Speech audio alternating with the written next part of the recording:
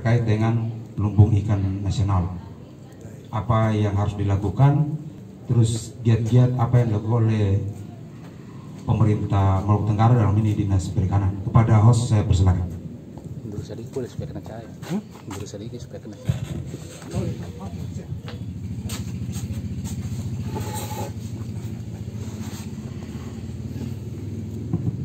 Baik, assalamualaikum warahmatullahi wabarakatuh.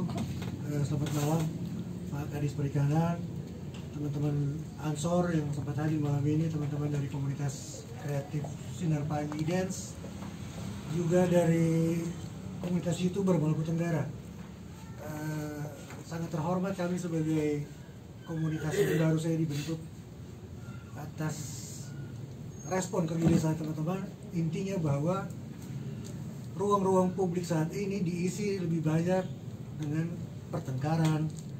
Di masa Covid malah yang lebih banyak beredar di ruang publik itu adalah konflik.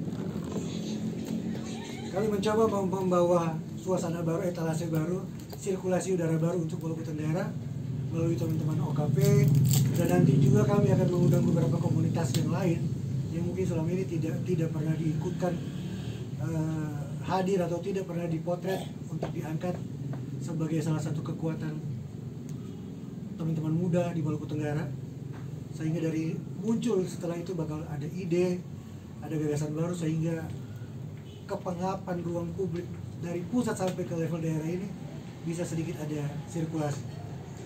Alhamdulillah malam ini sudah bersama kita saat ini Pak Kadis Perikanan Maluku Tenggara, dan kita akan malam ini memulai dengan sebuah tema, sebuah isu yang sangat menarik tentang lumbung ikan nasional. Sesuatu gagasan besar yang digagas sudah cukup lama, tapi sebagai masyarakat, sebagai awam, kami sendiri belum pernah tahu kontribusinya nanti untuk Maluku Tenggara nih apa. Pemuda sendiri tidak tahu Lin itu apa, jangan-jangan Lin ini Linda atau Lin ini siapa. Oke, untuk mempersingkat waktu, Pak Kadis Perikanan, waktu dan tempat kami persilakan.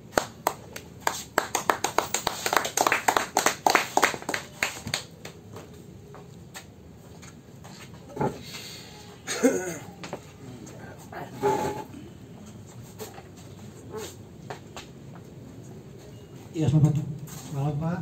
Sebagai narasumber pertama, karena ini di masa Covid, kita akan ketat terhadap protokol kesehatan. Kami akan melakukan rapid test, tapi rapid test yang kami lakukan ini bukan seperti rapid test pakai alat itu, tidak. Rapid testnya adalah Pak Kadis, ada 3 pertanyaan. Setiap pertanyaan itu mengisi ada opsi masing-masing satu kata. Kiranya bisa dijawab tanpa harus diurai. Jawabannya itu apa dan berapa. Saya mulai Pak. Ya. Muhammad atau Mujair? Muhammad.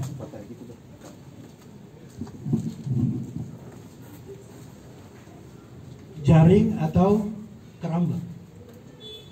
Jaring. Lawan arus atau ikut arus? Lawan arus. Terima kasih Pak. Ini rapid test. Jadi mohon maaf tidak ada tendensi yang lain, itu hanya bagian dari cara kita membuka acara ini agar lebih hidup.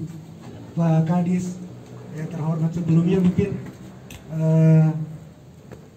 banyak teman-teman yang sudah mengenal secara pribadi, tapi ini akan kami upload sebagai pertanggungjawaban kami apa yang kami sampaikan tadi. Saya minta mungkin boleh sedikit cerita biografi singkat saja.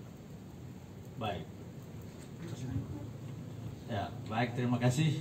Assalamualaikum warahmatullahi wabarakatuh. Selamat malam dan salam sejahtera. Pertama-tama saya memberikan apresiasi kepada teman-teman, khususnya generasi muda Ansor dan seluruh teman-teman yang sudah berada pada rumah kreasi ini ya. Rumah Rahan Ide. Ya, teman-teman dari YouTuber, dari teman-teman dari kreasi dance dan yang lain sebagainya. Kami ucapkan terima kasih banyak atas undangan di malam hari ini. Yang mumpung juga pada malam hari ini saya juga tidak terlalu padat waktunya untuk acara lain, sehingga ini memang ketika tadi pagi diberikan informasi, maka saya juga meresponnya dengan baik. Jadi kalau biografi saya ini kalau dipanggil hari-hari ini biasa Iwan Ubro, ya Ubro marga saya. Tentu orang tahu kalau Ubro itu pasti dari Ki besar, Ki besar. Ya. Saya juga dulu waktu kuliah kalau orang tanya saya orang Ki. Dulu saya pernah ingat waktu dulu kalau kuliah di Ambon kan kadang-kadang kita menyebut orang Ki agak kiku ya, agak rasa. Saya bilang saya orang Ki besar. Dan pas orang tahu saya orang Orenang. Saya memang saya tamatan dari STM sini, STM Langgor, ya tahun 83 cukup lama, ya hampir 30 tahun. Kemudian saya melanjutkan studi pada S1 Fakultas Teknik Perkepalan dan saya melanjutkan misinya. Ya. Jadi kalau teman-teman ingat tahun kira-kira 2009-2010 ketika ferry di sini rusak, saya bisa kerja tuh. Waktu itu mau Pesperani waktu itu ke Somlaki dan Maluku Tenggara hanya mengharapkan satu-satunya alat angkut tuh ferry Bukit Mas Bayat, dan ketika itu dihantam badai dan ada kerusakan pada sistem propulsinya. Propulsi itu sistem baling-baling ya dan sebagainya, dan sebagai orang teknik ya itu tantangan dan insyaallah saya bisa selesaikan sehingga waktu itu kontingen bisa berangkat. Bayangkan waktu itu kalau kontingen tidak berangkat, berapa ratus orang tidak berangkat ya, pasti hal besar di Maluku Tenggara. Dan atas kepercayaan ini saya lakukan, dan kemudian saya selesai kuliah. Waktu itu cita-cita saya untuk PNS itu agak cuma 10-20%. Saya memiliki berat untuk ke militer, ikut ayah saya karena ayah saya adalah seorang pensiunan tentara, ya, tentara zaman dulu ya. Atau saya masuk ke BUMN. Tetapi waktu itu ketika saya sudah melamar, waktu itu kan masih di Ambon Korem, kodamnya kan di Jayapura. Kemudian waktu itu saya sudah masukkan berkas, tapi kakak saya yang tua guru waktu itu tinggal. Kemudian bapak saya bilang dah pulang aja, nggak usah jadi tentara ya. Kemudian saya juga waktu itu melamar pada Pertamina di Jayapura waktu itu. Waktu itu saya lolos seleksi berkas, tetapi tidak bisa ke Jayapura untuk tes lanjutan karena alat angkutannya ya, transportasi pesawat itu agak sulit. Tahun 91 saya waktu itu sempat juga melamar ke Freeport, saya tidak ada panggilan. Hanya ketika di sini buka pegawai negeri, ya saya tes dan alhamdulillah puji Tuhan bisa terima. Waktu itu diterima tapi sebagai pegawai provinsi di perikanan tempatnya di Maluku Tenggara. Ya, saya mulai berkarir di perikanan dan saya sempat dulu kalau ingat PPN Pelabuhan Perikanan Nusantara Tual itu saya yang berproses dalam dalam pempasan lahan, dalam pengukuran, dan saya sempat diangkat PLT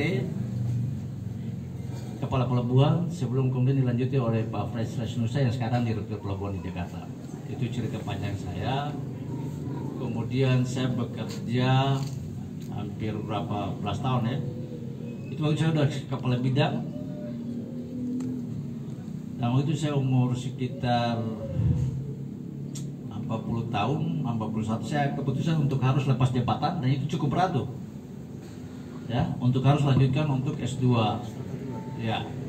S2 perikanan di Ambon. Itu salah satu keputusan yang cukup berat karena dari sisi karir sudah di atas, kemudian tanggung jawab juga sudah mulai besar, anak mulai sekolah. Tetapi demi dalam pengetahuan ilmu untuk kedepannya saya harus, karena saya selama di perikanan saya harus S2. Dan kemudian pulang dari S2 tidak lama saya dimutuskan ke perhubungan. Tadi nyambung tadi Firi tadi, ya. Mungkin karena ada bocoran tentang Pak Kadis yang pernah kerja baling-baling itu mungkin. Iya, enggak. Itu di perhubungan dulu. Oh, pertama di perhubungan. Iya, pindah ke perhubungan dulu enggak.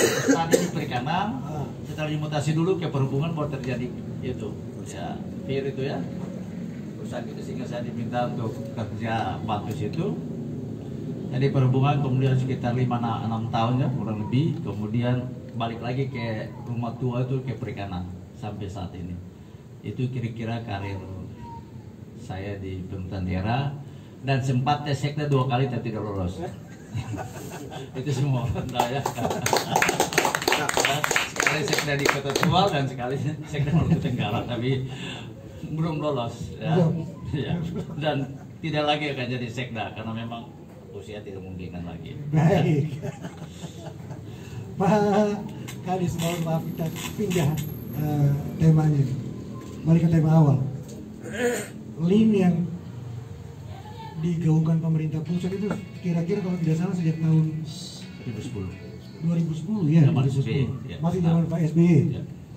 Apa kabar LIN itu, Pak? Ya. Jadi LIN ini kan masih cukup lama ya. Lumbung Ikan Nasional ini. Ini sejak 2010 nggak salah tanggal 10 Oktober. Ketika ada Silbanda ya, Silbanda. Nah, ketika launching Silbanda itu, terus Pak Presiden Republik Indonesia, Pak Susilo Bambang Yudhoyono juga langsung menetapkan bahwa Maluku akan dijadikan sebagai lumbung ikan nasional. Nah, ketika itu juga kan Pak SBY kan sudah pada penghujung masa tugasnya ya, dan kemudian itu dilanjutkan oleh Pak Jokowi pada periode pertama. Yang saya tahu itu waktu itu kadisnya masih Pak Dr. Romi Vervaat, dan itu beliau sudah berproses. Namun regulasi tingkat pusat itu ya waktu itu agak nggak tahu Ibu Sus ya, apakah karena ada kebijakan lain atau ada hal yang belum ini sehingga itu kelihatan tidak maksimal waktu itu ya. Jadi ketika Pak Jokowi pada posisi kedua ini ya, pada jabatan kedua Presiden Republik Indonesia, dan kebetulan juga Pak Gubernur sekarang Pak Murad Ismail selaku Gubernur Maluku melihat ini sebagai peluang, dan ini sebenarnya kebijakan pemerintah pusat. Nah, kalau kita lihat karena itu disampaikan langsung oleh Pak Presiden waktu itu Pak Bambang Yudhoyono. Jadi Pak Gubernur Maluku melihat ini sebagai suatu peluang dalam rangka percepatan yang pembangunan Maluku khususnya di sektor kemaritiman, kelautan perikanan.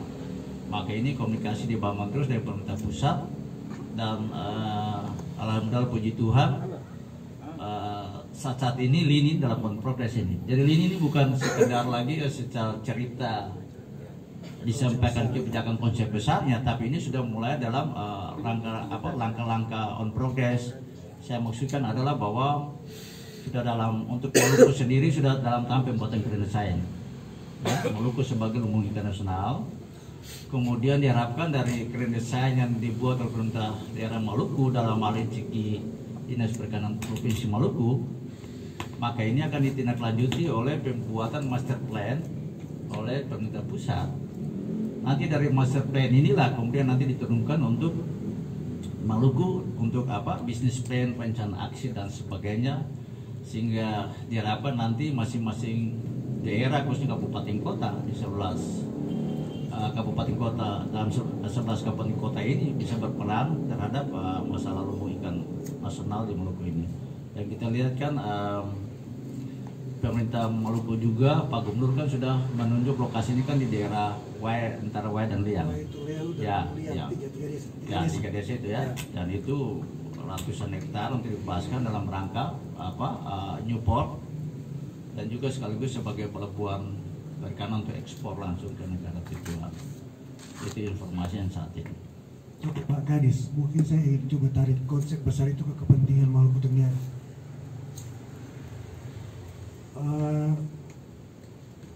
Alasan 3 desa yang dipilih di Jazirah itu tentu kewenangannya pusat. Tapi kira-kira dalam survei, dalam penjajakan awal tuh masalahnya di mana Maluku Tenggara? Kenapa bukan dia ditunjuk? Ya, ini kan tentu di luar keputusan lagi gitu ya, tapi kan paling tidak yang namanya pembangunan berskala nasional seperti itu pasti ada survei kelayakan yang dilakukan, pasti ada standar, pasti ada indikator ya Pak, kira-kira seperti itu. Maluku Tenggara tidak ditunjuk, pasti dianggaplah kalau itu kita bilang indikator, kira-kira nih Pak, apa yang jadi gini syarat itu ya yang saya dengar ya, saya belum baca, kata kepresnya belum keluar ya, kepresnya belum keluar. yang dari hasil diskusi kami minggu kemarin tanggal sekitar 16 ya, saya kan rapat koordinasi juga dengan Deputi 1 SP Kantor Staf Kepresidenan Pak Febri Tetraleta ya.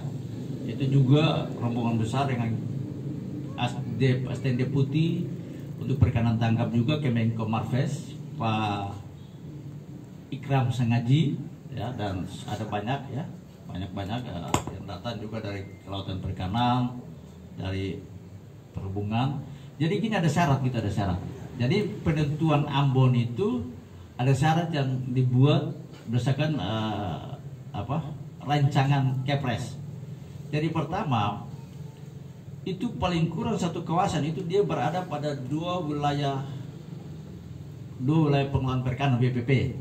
Jadi teman-teman tahu bahwa kalau di perikanan itu kami sebut BPP itu wilayah pengelolaan perikanan, itu BPP. Kebetulan Maluku itu berada pada dua wilayah perikanan, tiga wilayah pengelolaan perikanan BPP. Jadi BP 718 itu Arafura, kebetulan BP 714 itu Laut Banda, dengan BP 715 itu Laut Seram. Dan berarti Maluku itu unsur ya itu. Kemudian juga dia harus punya produksi, dia punya potensi perikanan itu harus 20% dari potensi perikanan nasional. Ya 20% ya. Nah, Maluku juga masuk dalam grade itu. Kualifikasi itu masuk. Ya, kualifikasi. Ya, jadi ini bukan subjektif ya. Ini sudah diatur supaya jelas untuk teman-teman semua. Ya, ini karena kepulauan itu marah-marah nih, karena bukan betul ya. Kemudian juga produksinya juga per tahun harus di atas 6% dari total. Dari 20 tadi. Iya, 20 ya. Total potensi ya. Sebab Maluku tuh kalau total potensinya tuh di atas 3 juta ton per tahun. Ya, itu ya untuk total 3 BPP tadi itu ya, wilayah pengelolaan perikanan. Itu potensi apa? Bukan. Itu potensi ya, potensi. Lalu terus ada JTP jumlah harus ditangkapkan. Itu harus 6% dari situ. Nah, Maluku masuk itu. Kemudian sudah ada sentra perikanan di situ tuh yang nah, Maluku kan udah punya tentu itu kan. Ya, disitulah sehingga Maluku dari kawasan daerah lain, ini provinsi loh, saya bicara level provinsi, itu Maluku ditetapkan sebagai salah satu lumbung ikan nasional ya. Sekarang saya dengar lagi Maluku Utara yang akan dikembangkan juga. Dari itulah syarat yang ditetapkan. Nah, pertanyaan kita nanti ke depan, kira-kira posisi Maluku Tenggara gimana? Pasti hostnya kan tanya gitu lah, saya sudah tahu pola pertanyaannya nih. Pasti posisi Maluku Tenggara di mana sih? Kalau kita berangkat dari kondisi pemerintahan sekarang ya, saya lihat bahwa Pak Bupati dan Pak Wakil Bupati sangat cerdik dan cerdas ya, di dalam menyusun visi misinya dan menetapkan perikanan, kelautan dan perikanan dan serta pariwisata sebagai leading sector. Artinya mereka sudah mengantisipasi tentang isu linier 10 tahun lalu kan, tahun bayangan 2010, kemudian sekarang kan 2020 tuh. Waktu itu kan orang juga tahun 2018-19 kan orang nggak terlalu membayangkan. Tapi saya pikir itu Pak Bupati sudah punya artinya punya konsep yang nyambung dengan isu nasional. Nah, kemudian di dalam program prioritas utama daerah kan ada 11 tuh, dikenal dengan 11M. 11M ya. Dan kebetulan kami perikanan itu berada pada M yang ke-6. Itu pengelolaan perikanan yang berkelanjutan, kemudian di belakangnya itu dari hulu sampai hilir. Dari hulu sampai hilir pengertiannya apa? Artinya kita harus ada reformasi struktural. Reformasi struktural ini pengertiannya bahwa reformasi terhadap kegiatan-kegiatan usaha yang ada. Hulu sampai hilir artinya kegiatan kita tidak lagi harus tradisional. Artinya hanya menangkap, kemudian menjual, tapi harus dikelola di dalam suatu industri perikanan yang ada. Saya pikir itu yang nanti menjadi isu sekarang ini yang pemerintah daerah lagi terus melakukan pengembangan ke sana. Dan pada tahun ini juga itu saudara dana memang tidak seberapa besar ya, disiapkan karena ada perubahan nomenklatur kemarin ya, itu dari Kemendagri ya, ada perubahan nomenklatur dari Kemendagri tentang urusan sesuai dengan Undang 23 itu tentang pemerintah daerah, sehingga memang ada banyak nomenklatur yang berubah, sehingga kegiatan itu nanti dari sisi perencanaannya itu akan berada di Bapeda, ya, di penyesuaian, tapi teknisnya nanti berada di kami, ya. Dan kami akan melakukan itu kemana saya dilaporkan sudah dianggarkan untuk melakukan koordinasi dan konsultasi untuk bagaimana sih Maluku Tenggara bisa mengambil bagian peran di dalam ini, karena hasil kami kemarin itu waktu meeting hari Kamis, ya, dengan Kementerian Kelautan Perikanan, di dalamnya juga dibawa materi oleh Dr. Haris selaku Kepala Dinas Perikanan Provinsi.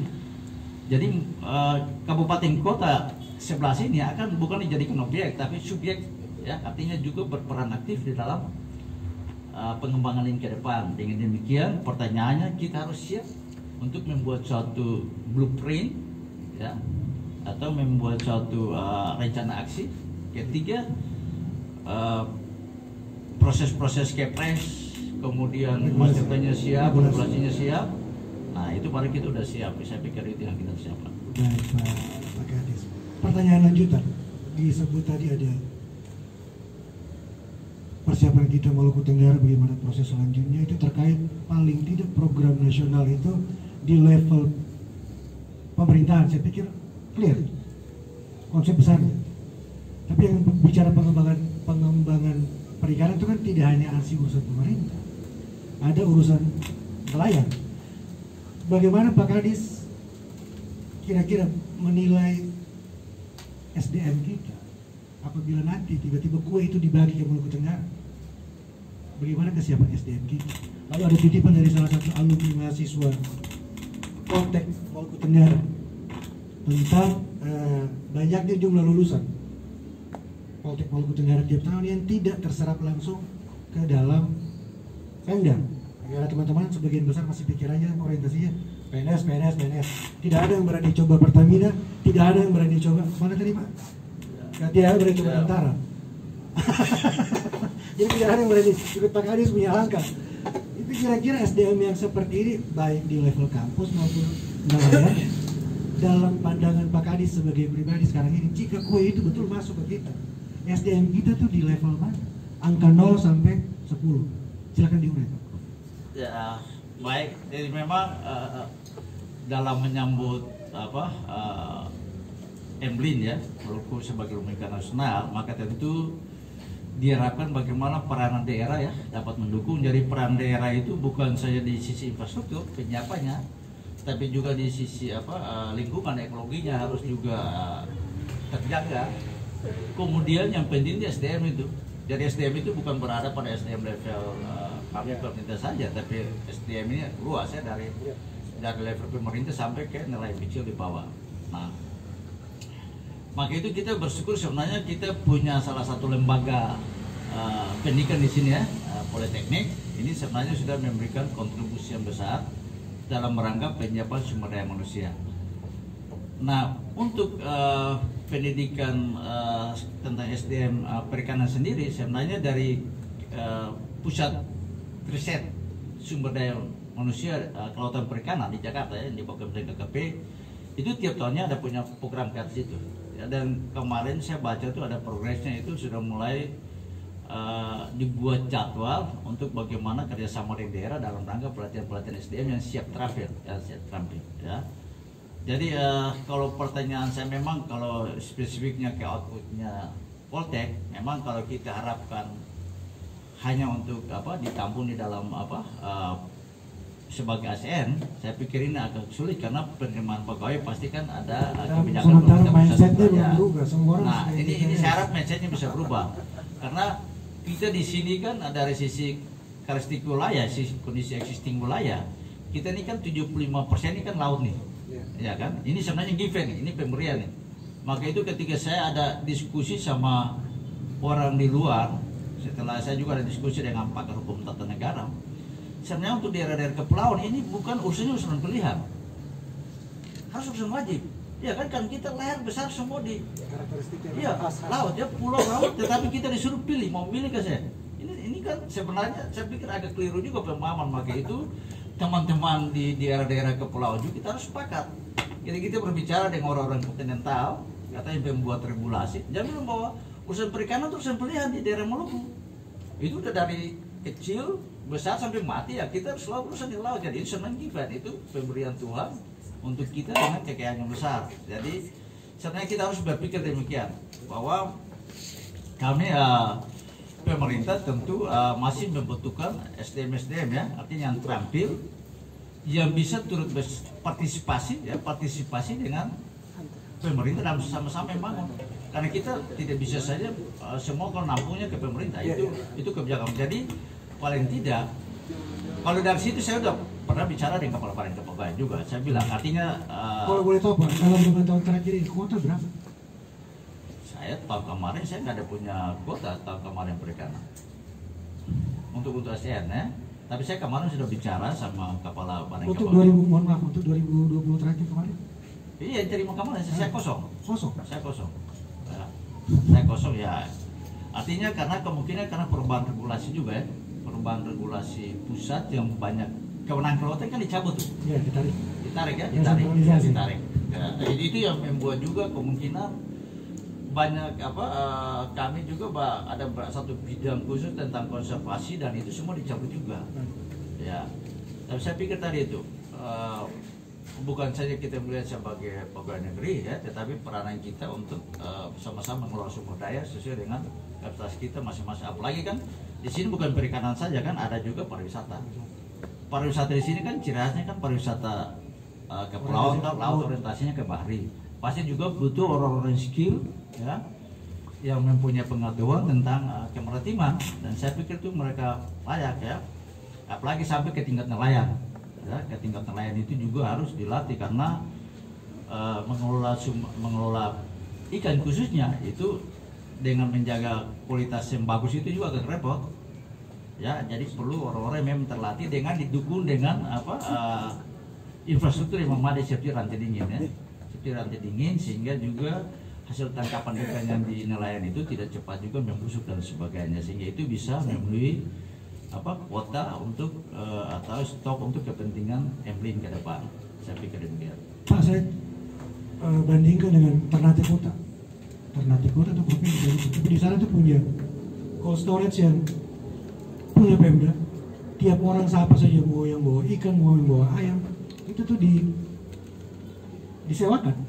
Ada PAD buat daerah, sekaligus menjawab tadi itu stok ikan yang banyak mau ditampung di mana.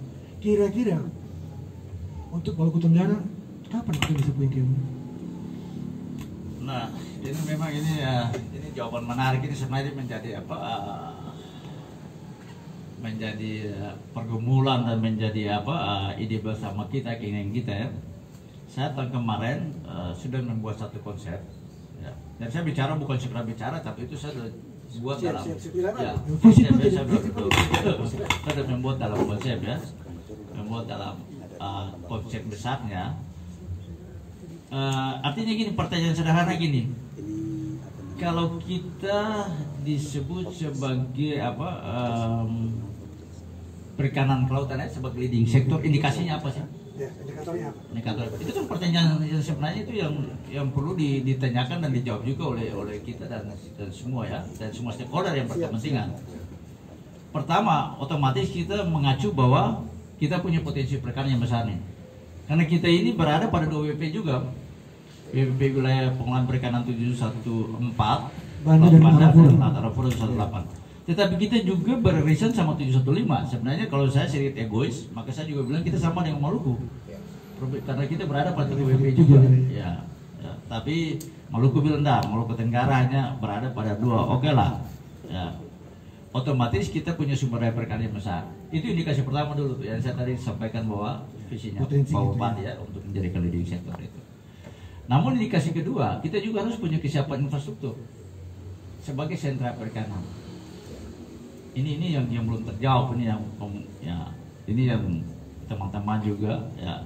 Dan ini kami sudah sebenarnya dari 2 tahun kemarin kami sudah membuat konsep besar itu untuk ada semacam blueprintnya ya, sehingga itu dikerjakan bersama-sama dengan pusat, karena itu memang ada kewenangan pusat yang melekat ke sana. Ada sharing ya, nggak bisa kita daerah sendiri, apalagi dengan keterbatasan pendanaan, apalagi kita lagi mengalami COVID ya, tapi pandemi COVID-19 tentu semua tahu bahwa dana kurang.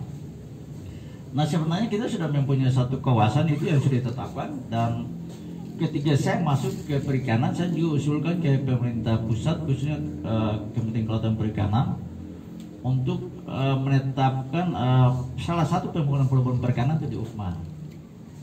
Di situ kan ada lahan perda yang ada di situ, dan di situ teluk itu juga saya pikir cukup layak untuk ketika waktu masih kondisi gelombang dan sana. Dan itu untuk direncanakan, dan ketika kita daerah harus membangun pelabuhan perikanan, maka itu harus masuk dalam dulu SK Menteri, dalam blueprintnya Kementerian Kelautan Perikanan. Kalau itu mau dari dana pusat, karena itu menjadi kewenangan pusat ya urusan kelautan itu, sehingga dia masuk ke blueprint. Dan saya kemarin koordinasi ke dinas perikanan provinsi, ternyata itu sudah masuk dalam tahap final. Kemarin saya ketemu sama orang pelabuhan di Ambon, mereka bilang Pak Kadis ini tuh Pak Menteri tangan aja ya. Jadi mudah-mudahan dengan adanya keputusan Menteri tentang kabar baik buat Maluku Tenggara ya, RIPPN rencana itu pelabuhan perikanan nasional itu, maka itu bagian daripada progresi pemerintah untuk penyiapan Maluku Tenggara sebagai salah satu sub-hub ya. Artinya Ambon itu kan hub pusat tuh untuk Emblin. Kita sebagai subnya atau subnya di sini. Nah, sebagai subnya itu kriterianya harus kita mempunyai infrastruktur ya, untuk bisa kapal-kapal semua terkonsentrasi itu. Juga yang tadi disebut itu yang sistem lantai tingginya. Jadi ada cold store, ada pabrik esnya, ada IPF-nya, dan nanti sistem logistiknya dibangun dari situ. Sistem distribusinya, logistik dibangun dari situ. Nah, ini harapan kebesar, dan saya kemarin sudah presentasi juga ke Pak Sekda untuk bisa artinya mendorong untuk lebih percepatan. Dan Pak Sekda kemarin saya sudah bilang oke, maka itu mereka siapkan sejumlah dana untuk kita lakukan koordinasi, dan kita akan memulai dengan FS karena visibility ini banyak ketua yang awam di dunia ini. Jadi visibility study-nya, studi kelayakannya. Karena kita perlu ada rekomendasi dari para pakar kan, dari para pengambil keputusan di atas, bahwa kita layak, dan kita disebut kita layak, maka ini akan segera didorong. Saya pikir dari kriteria tadi kita sangat layak. Karena kemarin itu ketika meeting ya sama Kementerian Kelautan Perikanan, khususnya sama Badan Pusat Riset SDM dan SDM tentang sumber daya perikanan itu, ini saya ada screenshot sini, ya ada screenshot. Itu dari dimensi ekologi kita ini sangat layak, siap. Nah, dimensi ekologi artinya lingkungan laut ya, itu sangat siap. Kemudian dari sisi sosial juga kita siap. Kemudian dimensi ekonomi juga kita siap. Apalagi infrastruktur dasar, air, listrik, jalan kita siap. Nah, cuma memang kita agak kurang di tadi infrastruktur perikanan itu. Mudah-mudahan ini yang kita akan benahi untuk bisa menjawab apa yang mudah-mudahan didengar ya Pak Ketua Ansor ya, teman. Ini menjadi perhatian kita bersama teman-teman Ansor, teman-teman OKP lain yang mungkin hadir dan mendengar. Tentu ini tidak bisa jadi pekerjaan Pak Kadis seorang diri. Karena kita tahu ada pers. Oh, teman-teman pers, terima kasih telah hadir. Tumpang tindih regulasi saat itu, terus ada pergantian nomenklatur yang cukup merepotkan Pak Kepala Dinas dan teman-teman di sini. Pak Kadis, satu lagi Pak. Di sini kan ada perwakilannya LIPI. Saya pengen tahu hubungan Perikanan Maluku Tenggara dengan LIPI selama ini dalam konteks kita untuk menjemput bola ini bagaimana? Jadi LIPI ini saya dengar kemarin kemarin tuh mereka udah mau hangout dari sini nih, mau keluar. Alasannya? Nggak tahu regulasinya gimana, saya juga nggak tahu ya. Nanti kita coba tanya di Menristek. Ya, LIPI di bawah Menristek. Tapi waktu LIPI masih eksis di sini, kami kan kerjasama di bidang untuk pemulihan sumber daya, khususnya untuk sumber daya yang bernilai tinggi, dan itu menjadi ciri khas daerah sini ya, menjadi endemik sini seperti Lola dan sebagainya. Namun kerjasama itu terhenti ketika mereka memang rame-rame. Saya nggak tahu itu kenapa bisa dicabut dari sini juga. Dan saya pikir itu ke depan kita akan bangun terus, tapi juga ada politeknik juga ya, kami juga kerjasama dengan Bapeda juga, kerjasama dengan politeknik dalam rangka riset. Dari apa yang kami sampaikan tadi, memang kalau pemerintah daerah berjalan sini saya agak kewalahan. Nah, kita perlu dukungan semua stakeholder ya.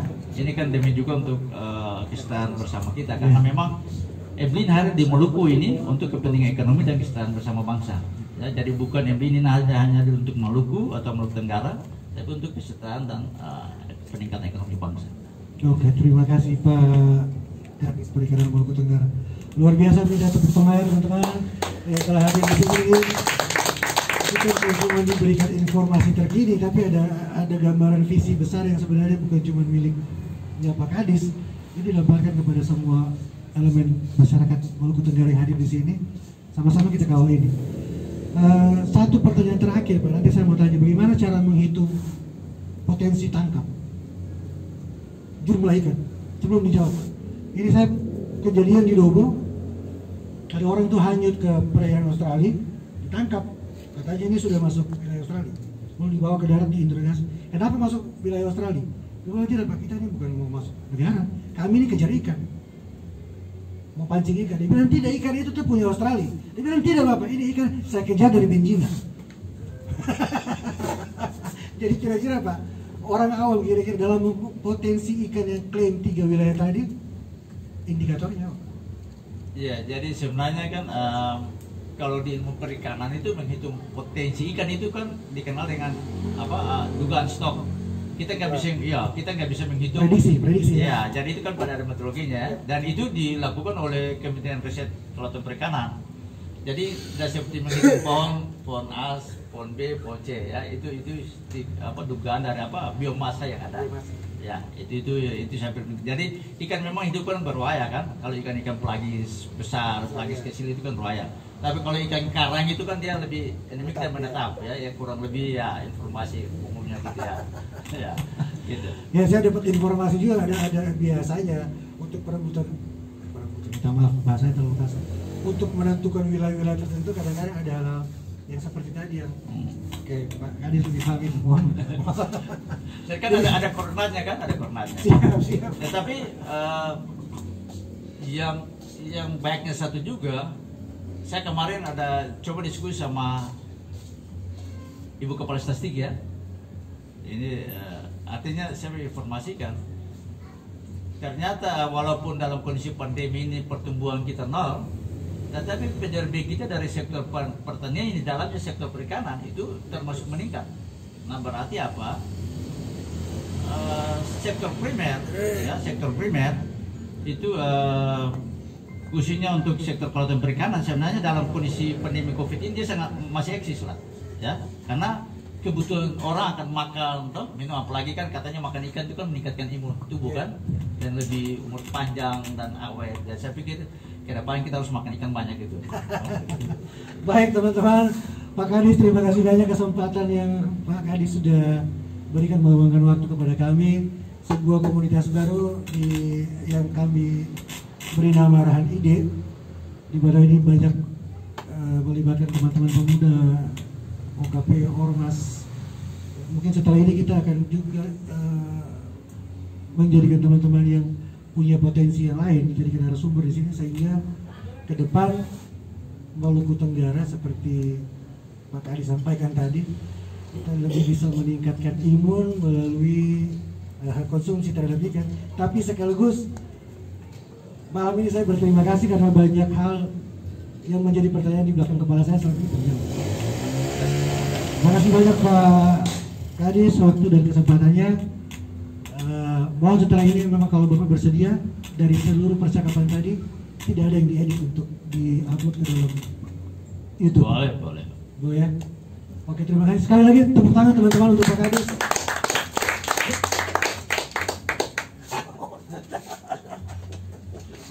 Ini kan menjaga protokol. Ya, Pak,